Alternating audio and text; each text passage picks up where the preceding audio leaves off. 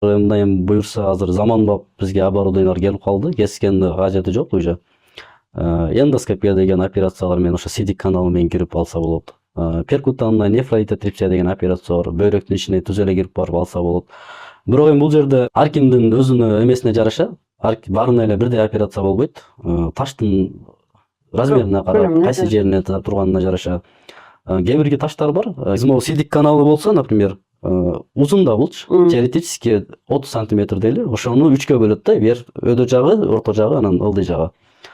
Таштын өдө жакта турганы болсо, сидик каналында китепте жазылышы боюнча 50% ал өзү чыгып кетиши мүмкүн да.